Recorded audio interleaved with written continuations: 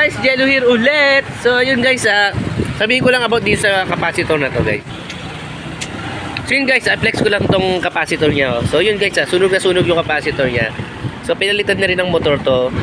Pero sabi ko kay kuya, balikan niya to at ibablog na natin. So yun guys, ang problema niya, itong capacitor nasunog na. So yun guys, lumobo siya. So yan yung capacitor niya, pangalan ay BM. So yun guys, nasunog oh. Yan. So napalitan na rin ang motor to guys, kasi hindi na rin naman original yung motor nito. So napalitan na rin siya. Yan. At guys, ito lang sabi ko lang, pag halimbawa merong kuryente na papasok o umuugong pa rin to, ibig sabihin pwedeng sira nun, kundi yung capacitor, yung mechanical. So lagi yung titignan yung mechanical niya, kung malambot yung pinaka-hélice niya guys, yung hélice niya dito, kung malambot, okay yun. Try nyo naman yung capacitor. Hindi lahat guys ng pinapalitan ng capacitor ay magiging okay o lalakas yung under niya. So saksak natin to guys. So tingnan mo natin sa tester.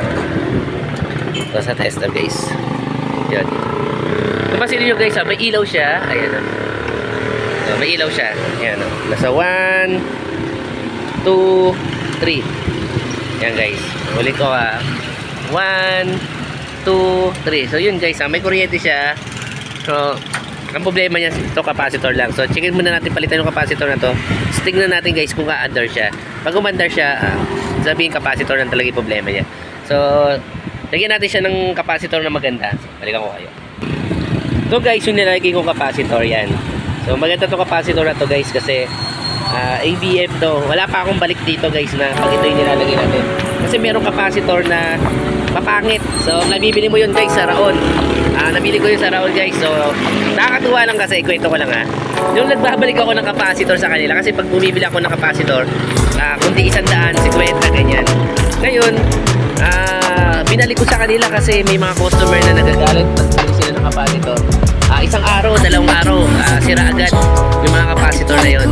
So binalik ko yun. Tapos hininang ko siya kasi walang wire yung kanilang capacitor kasi hininang ko. Kaya yung binabalik ko na kasi sabi ko, sir, ang pangit yung capacitor nyo kasi lagi ako nababalikan ng gawa o nagbabackstop yung gawa natin guys, kasi nga dahil nasa capacitor nila. So sabi nila sa akin, titignan nila kung mababalik nila. Kaya yung bumalik ako doon, sabi nila hindi na doon pwedeng ibalik kasi nga nahina ang ano doon yung wire niya. So simula na hindi na ako kumuha ng capacitor na gano'n. So kahit yung BM, hindi na ako kumuha ng capacitor na ganyan. Kahit yung AX, lalo na AX guys, hindi ko naman siya sinisiraan, pero talagang pangil lang kasi hindi na natin isandaan na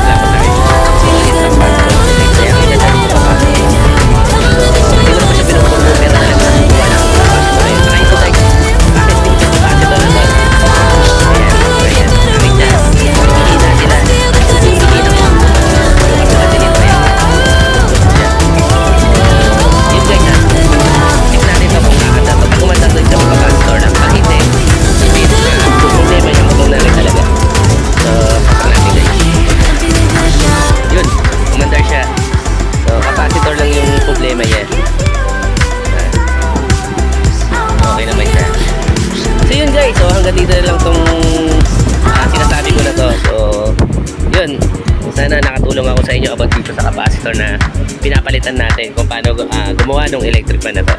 So, yun guys, yun yung clip niyan. So, hanggang dito na lang. So, maraming salamat. So, paalam.